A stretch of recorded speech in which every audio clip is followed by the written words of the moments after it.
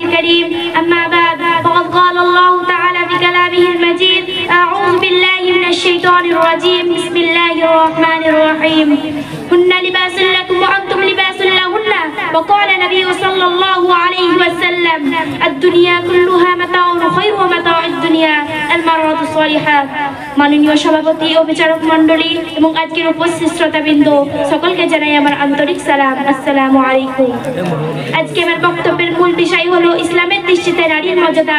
আল্লাহ তাআলা মানব জাতিকে দুটি শ্রেণীতে বিভক্ত করেছেন, একটি পুরুষ এবং অপরটি হলো মহিলা, এবং উভয়কে পরস্পর পরিপূরক সৃষ্টি করেছে। একজনের অভাবে অন্যের জীবন কেবল অসম্পূর্ণ নয় বরং দুর্বিষহ বিপর্যস্ত বিধ্বস্ত। কোরআনের ভাষায় হুন্না লিবাসুল লাকুম ওয়া আনতুম লিবাসুল লাহুন্না, নারীরা তোমাদের পোশাক এবং তোমরা নারীদের পোশাক।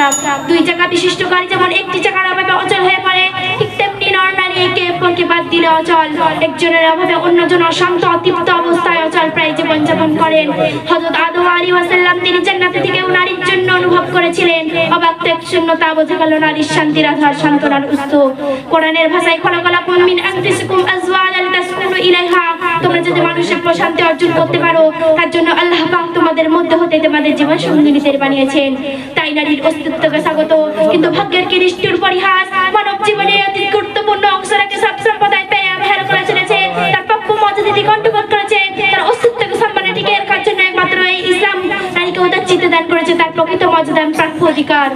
মানব সভ্যতা ইতিহাসের নারীর মর্যাদার জন্য যে মহাপুরুষ সর্বপ্রথম সোচ্চার হয়ে উঠেছিলেন তিনি হলেন ইসলামের নবী হযরত মুহাম্মদ মুস্তাফা সাল্লাল্লাহু আলাইহি ওয়াসাল্লাম। সত্যিই তিনি ছিলেন নারী জাগরণ ও নারী মুক্তির সর্বশ্রেষ্ঠ প্রবক্তা। একটু চিন্তা ভাবনা করে বসে যাবে এই ইসলাম নারীকে কতটা মর্যাদা দিয়েছে একথা সকলে জানে। ইতিহাসের যে অধ্যায় আল্লাহর কোরআন অবতীর্ণ হচ্ছিল সেই সময় কন্যা সন্তান ছিল অসম্মান ও অমর্যাদার প্রতীক। যে যত বেশি কন্যা সন্তান হত্যা করত সে তত বেশি সমাজে মর্যাদাবান হিসেবে গণ্য হতো। তাই প্রতিযোগিতামূলক সেই যুগে চলছিল কন্যা সন্তানের নির্মম হত্যাকাণ্ড।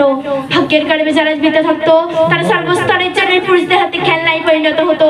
অন্যান্য ধর্মে নারী কোনো মর্যাদায় রাখেনি। কিছু ধর্মের মতে পুরুষদের জন্য নারী না হলো ভয়ঙ্কর বিপদস্বরূপ। নারীদের থেকে আত্মরক্ষার চেষ্টা করো। নারীর সঙ্গে একত্রে থাকা বা বাঘের মুখে খাদ্য হিসেবে যাওয়া ও তরবারির নিচে মাথা পেতে দেওয়া উত্তম। নারী হলো অমঙ্গলের প্রতীক। এই হলো নারী সম্পর্কে তাদের দৃষ্টিভঙ্গি। কোনো পুরুষকে যদি কোনো নারী স্পর্শ করে তাহলে পুরুষের সমস্ত পূর্ণ বরবাদ হয়ে যাবে। নারী নাকি ক্ষমার অযোগ্য। ইতিহাসের এমন দুর্যোগপূর্ণ মুহূর্তে হতাশা করে নিমজ্জিত এই নারী জাতির জন্য মুক্তির পয়গাম নিয়ে এলো এই ইসলাম। সৃষ্টিগতভাবে নারী ও পুরুষের মাঝখানে উচ্চ প্রাচীরকে ভেঙে চুরমার করে দিয়ে সাম্যের স্লোগানকে সঠিক মাপকাঠিকে নির্ধারিত করে এই ইসলাম ঘোষণা করেছিল সকলের অধিকার সমান। নৈতিক এই মাপকাঠিতে একজন মহিলার সাথে পুরুষের থেকেও শ্রেষ্ঠ হতে পারে। ইসলামে পরিষ্কার ঘোষণা আছে আদ-দুনিয়া কুল্লুহা মাতাউন খায়রু ওয়া মাতাউদ দুনিয়া, গোটা দুনিয়াটাই সম্পদ মাত্র। আর গোটা দুনিয়াটাই সম্পদ মাত্র। আর গোটা পৃথিবীর সম্পদ হলো একজন সতীসাধ্যী নারী।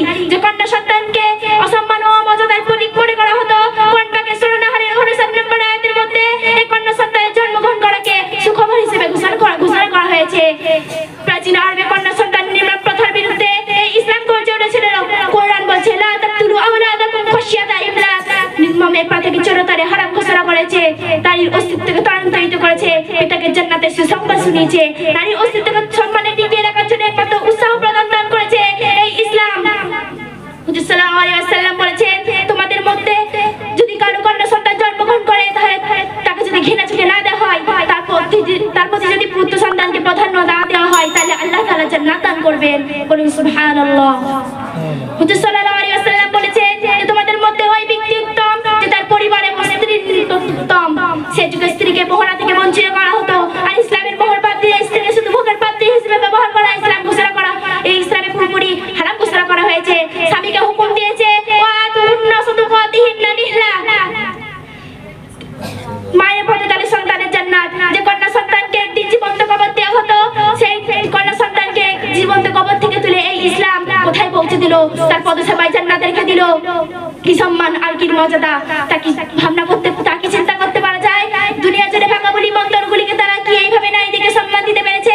বোঝা গেল অন্যান্য ধর্মের নারীদেরকে তারা লাঞ্ছনার অবমাননার লাঞ্ছনাপে নিক্ষেপ করেছে। আর সেই লাঞ্ছনার অন্ধকূপ থেকে নারীদেরকে এই ইসলাম নারী উদ্ধার করে উচ্চ আসনে সম্মান দান করেছে।